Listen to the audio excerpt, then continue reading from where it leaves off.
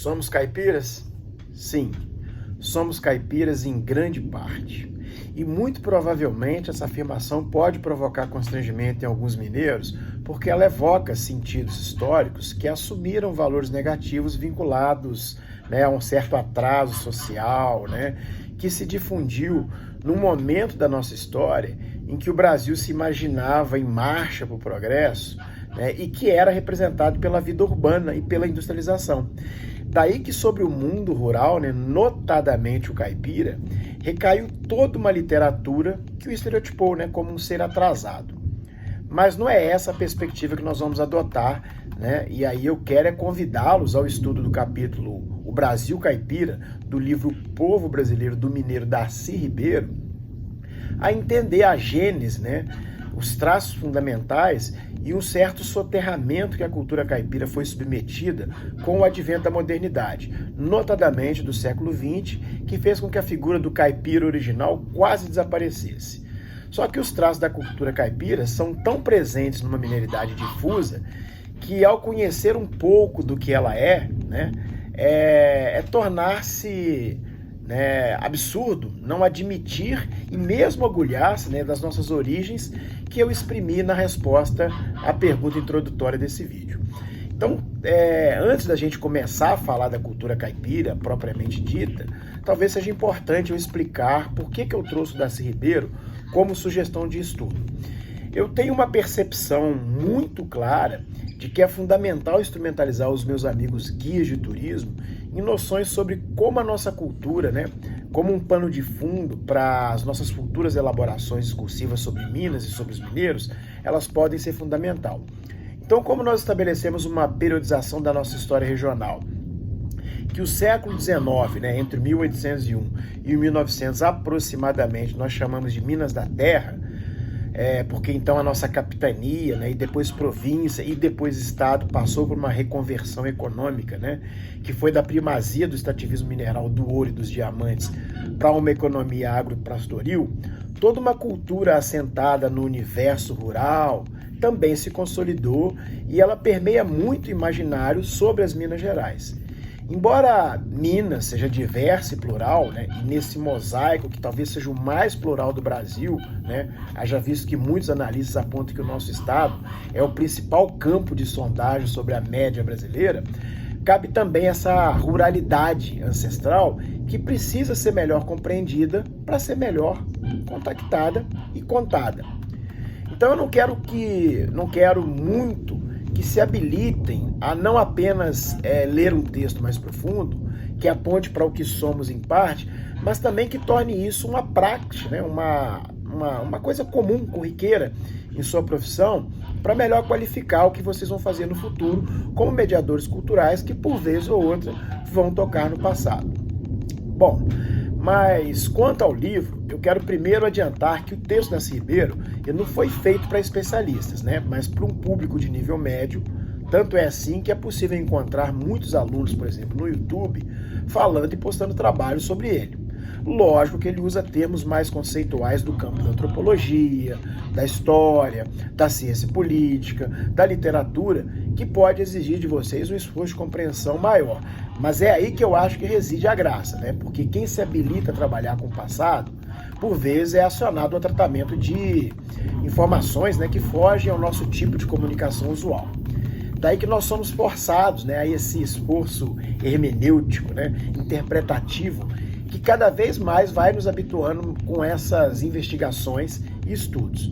Então não nos desanimemos diante dessa primeira dificuldade. E cada vez que eu leio Darcy Ribeiro, eu descubro algo novo, e fico maravilhado, e por isso o convite a vocês. Bom, a origem da matriz cultural caipira está ligada a um contexto colonial específico, que é o da ocupação do século XVI e do século XVII, da região onde hoje se situa parte de São Paulo.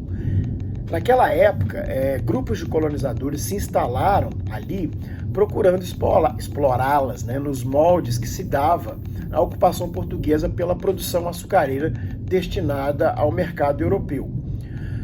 Porém, né, dada a distância, né, dos centros consumidores do produto, né, do açúcar, ali ficou um tanto marginalizado ou secundarizado no contexto da colônia que se concentrava na região do Nordeste, que era, além de mais produtiva, mais próxima da Europa. Assim, toda uma economia de base mercantil empobrecida se instalou por ali. E era um tipo de sociedade que se formava, né, assentada em relações fechadas, quase que exclusivas sobre si mesma. Ali o elemento colonizador ele ia paulatinamente ou geracionalmente deixando de ser europeu e se tornando o chefe caipira. Uma mistura racial e cultural de descendentes de europeus e povos nativos adaptados à frugalidade de uma vida parca, né? Suas relações de sociabilidade não eram nem indígenas, pois, embora eles carregassem muito dessas referências adaptativas, diferiam delas, né, pelo ímpeto de busca mercantil. E do tronco original lusitano, eles haviam perdido, né, os vínculos comunitários das vilas para viverem numa vida seminômade, né, longe da disciplina patriarcal das sociedades agrárias tradicional.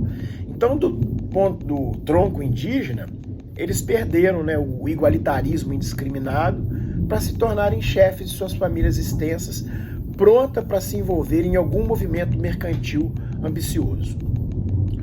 O Darcy Ribeiro ele levanta inclusive a hipótese de que a vida quase tribal dos primeiros mamelucos paulistas caipiras diferia tão pouco em termos de riqueza material, bem como na sua organização do trabalho, né, que era muito menos rígido do que o das nascentes sociedades e culturas crioulas lá do Nordeste, ela acabava gerando uma integração do nativo até mais, vamos dizer assim, facilitada como um vassalo na sociedade caipira. Só que é preciso reforçar que eles eram integrados marginalmente numa economia mercantil extensa e eles eram motivados por ambição, né? Então não pode ser confundidos como uma nova etnia híbrida, indígena, embora com elas quase se confundissem. Então eles eram integrados na matriz estamental da colônia porque eles aspiravam, né, participar das camadas dominantes e queriam influenciar e mandar. Então foi dessa matriz cultural que se especializaram, né, os bandeirantes sertanistas que defaçaram, né, o interior da colônia na busca pela captura do indígena para ser preado como escravo, né? Também a pilhagem dos aldeamentos missionários, principalmente lá no sul do Brasil, e a busca por pedras preciosas e ouro em suas andanças pelo interior. Então esses indígenas, né, originais, eles eram seus braços e suas pernas, né, porque muitos eram integrados nas suas fazendas pobres e sítios e outros eram vendidos, né, como mercadoria escrava para os engenhos do Nordeste. Daí que a integração desses paulistas, caipiras, ela era periférica no sistema colonial português, né, como sertanistas preadores de escravos e combatentes, né, de insurgências, por exemplo, de escravos. Então a copiosa documentação histórica dá conta de que eles eram violentos, né, em seus tratos. E tinham uma estrutura social, né, paricêntrica, que era basicamente assentada no poder patriarcal, né, dominada pelo chefe. E era também poligínica, né, nos termos do Darcy Ribeiro, né, porque esses chefes, né, eles se relacionavam com as mulheres livremente, né, eles e seus filhos, né, que as escolhiam. Das atividades sertanistas, né, das entradas e das bandeiras, é que se dá a descoberta do ouro em Minas Gerais e posteriormente em Goiás e no Mato Grosso. E desde a origem da colonização, a coroa portuguesa estimulava e às vezes até mesmo financiava essas entradas para a prospecção mineral na esperança de encontrar minerais preciosos, né, como o que os espanhóis encontraram nas suas colônias aqui na América do Sul. E isso ocorreu na transição do século XVII para o século XVIII. E como vocês já sabem ou imaginam, a descoberta, né, acarretou um afluxo gigantesco, né, de pessoas, né, para os padrões da época, de gente que vinha de todo canto da colônia e também, né, de gente do reino, né, que vinha para a região das Minas com o sonho do enriquecimento. Então vinha gente rica, né, gente de cabedal, escravaria, e também gente pobre. Daí que decorreu muitos conflitos, onde o mais emblemático, né, foi o da Guerra dos Emboabas, que opôs os forasteiros, né, aos paulistas, né, que se sentiam donos e possuidores de privilégios na exploração mineral. Então foi desse evento que se intensifica o controle da coroa portuguesa sobre a região mineradora, que corresponde aproximadamente ao centro do que hoje é Minas Gerais. Então vocês vão notar que, do ponto de vista administrativo, os marcos de Minas Gerais são justamente 1710, né, com a criação da capitania de Minas, São Paulo e Minas do Ouro, né, para melhor controlar a região, e em 1720, com o desmembramento de São Paulo e a criação da Capitania Real das Minas. Então essa atividade, ela deslocou todo o eixo econômico da colônia lá do Nordeste para o Sudeste. E ele permitiu uma maior integração entre a região, né, então totalmente fragmentada da colônia portuguesa, que agora tinha seus olhares não somente para o mercado europeu, mas também para o mercado da rica zona mineradora. Então eu não vou aprofundar nem estender no século do ouro, porque o nosso foco recai sobre o período posterior, né, o século XIX, quando as minas já estavam esgotadas, e levou à dispersão dos mineiros pelos sertões das Gerais. É aí que o modo de vida caipira assumiu a primazia, já que a ruralização, a dispersão da população pelas vastas áreas do então pouco explorado sertão das Gerais, se abriu a uma agricultura e uma pecuária autárquica, né? Ou seja, voltada para si mesmo e não mais para o mercado externo. Então, mas isso tem que ser um pouco relativizado, porque algum comércio de distância existia, né? Já que a Constituição da Corte no Rio de Janeiro, a partir de 1808, e mesmo da lenta decadência das cidades mineradoras, ainda era capaz de demandar alguma produção em escala, mas que nada ensejava, né, as prosperidades do período anterior, que era do ciclo minerador. Então, ao mergulhar, né, numa economia de pobreza, as formas de vida arcaica dos velhos paulistas, né, elas ressurgiram, né, elas se mantinham latentes, né, acabaram retornando de forma revigorada. Então, acontece a cristalização da área cultural caipira, né, com seu modo de vida todo espraiado por quase todo o centro-sul do Brasil e especialmente em Minas Gerais. Então é o mundo da dispersão, né, da pouca articulação entre as áreas semi-autárquicas, né, ou de subsistência, sem nada vendendo, pouco podiam comprar. E assim um certo isolamento foi se verificando cada vez mais ampliadamente. Lógico que algumas áreas, né, como os antigos centros dos potentados, conseguiam amealhar as melhores condições de vida rural em virtude da riqueza ancestral e também do sistema de casamentos, né, por via de compadrio, né, mas sem dúvida nada comparava ao vício mercantil dos tempos da extração mineral. Então, para o grosso da população pobre, é o universo do bairro rural, né, das minúsculas povoações, que se dá o novo ordenamento social, onde o convívio coletivo se baseava agora no universo mais próximo, né, no da localidade, que identificava, né, os pares e os opunha aos outros lugares. Então, dessa economia deriva uma sociabilidade mais frugal, mais concentrada em momentos bem específicos, como, por exemplo, as festas religiosas ou as tradições civis, como os multirões, né, de construções, os melhoramentos, né, os momentos de colheitas. Então, a população caipira da Minas da Terra preenchia desse jeito as suas condições mínimas de sobrevivência. Então, muitas vezes, ela assumia um ordenamento equilibrado que satisfazia suas carências frugais de lazer e de trabalho, porque o ciclo de produção, né, para si, ele permitia a existência de quadras de intenso trabalho que era combinada com quadras de lazer e de ócio. Então, isso gerou também um horizonte de ambições bem mais limitados, né, que a literatura depois compreendeu erroneamente como preguiça e vadiagem. Então, um dado importante de lembrá-los, mas apenas tangenciado no livro da Ribeiro, é a da religiosidade caipira, né? Muito assentada no espontaneísmo, já que a pouca existência de um clero regular, né, não atendia, né, aos confins e acabava fazendo a religiosidade assumir formas populares, né, como os cultos aos santos protetores, né, responsáveis pela socorro na dificuldade. Daí que a religião é mais imanente, né, ou seja, mais preocupado com os assombros da vida cotidiana, como a fome, né, a morte violenta, a doença, do que com a salvação transcendente. Então, por isso é notório né, um esforço do clero em romanizar o catolicismo mineiro, só que lá no final do século XIX, com a introdução das ordens formadoras do clero regular, como os jesuítas, os salesianos, os verbitas e etc. Então foi nessa condição, né, de uma economia recessiva que parte da população branca, pobre e mestiça livre teve acesso à terra, né, porque foram quebrados vínculos mercantis que mantinham o valor da terra e deixava ela ser temporariamente um monopólio de quem tivesse posse. Então, quando o retorno do domínio oligárquico, né, sobre os ermos mineiros, né, passou a incorporá-los ao sistema mercantil, lá a partir da expansão especialmente da cafeicultura, o poder público chegou como um braço do mando senhorial. Então, o Estado brasileiro, que foi criado com a independência em 1822, ele foi forjado como uma estrutura para servir os interesses de uma elite colonial que se entendia em missão civilizatória, né? E que assumia como senhores da vontade coletiva.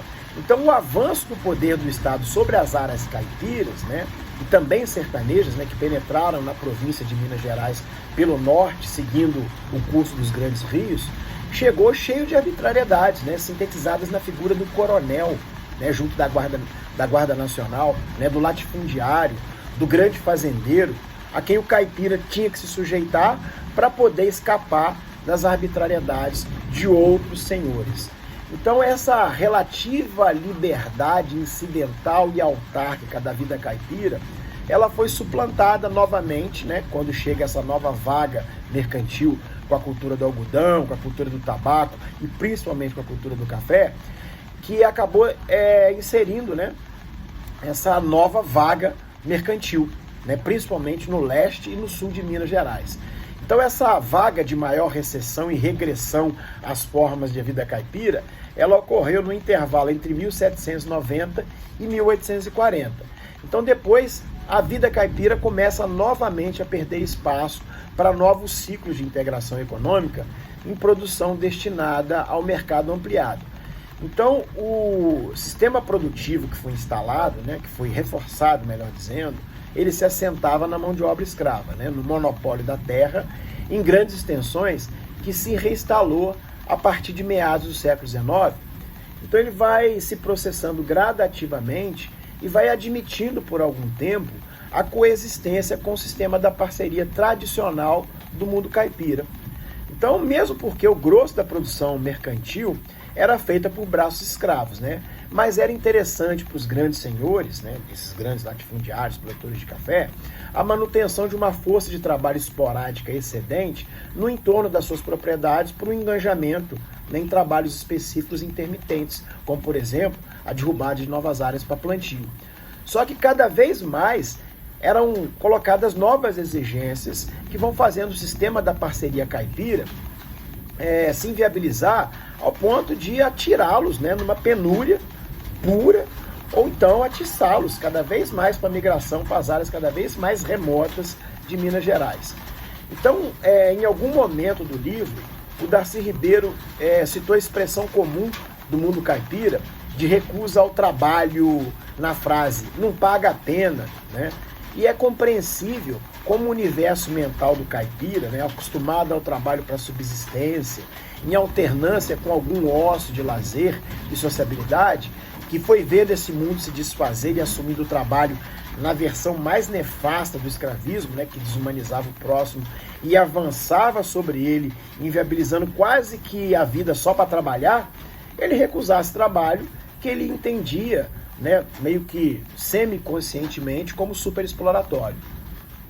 Mas aí, o que restava para ele? Então, cada vez mais a marginalização. E não havendo mais lugar para a vida semi-autárquica, né, ou não mercantil do caipira, nem para a manutenção das suas crenças, nem dos seus valores, o caipira tradicional vai desaparecendo. Então a vida caipira se tornou obsoleta, né, inviável, embora muito do seu universo cultural ainda se faça presente em nós. E esse é que é o seu trabalho, tá? Eu quero que você faça uma pesquisa identificando aspectos do universo cultural caipira para montar um pequeno áudio valorizando justamente esses traços, né, do universo cultural caipira que você selecionar. Alguma ideia? É lógico que eu posso dar. Então lá vai. Calango é um tipo de ritmo musical, né? Catira, padroeiros, assombrações, tropeiro, carroça, carro de boi, pau a pique, sapê, chita e xadrez, cavalo, mula, horta, R retroflexo de Varginha e Uberlândia, timidez, altivez de liberdade, viola, festa religiosa, ciclo de colheita, dispersão rural. Agora é com você. Eu quero que você exerça a sua competência informacional, vá para a rede, converse com as pessoas, busque referências do mundo caipira na gastronomia, na música, na moda, no jeito, na literatura, na nossa fala e traga para a gente num áudio, mas buscando não fazer como um trabalho escolar, né? Não é para mim. Eu quero que você construa um áudio em que você se posicione como um guia cultural e apresente algo do mundo caipira, valorizando um pouco do que nós somos. Um abraço.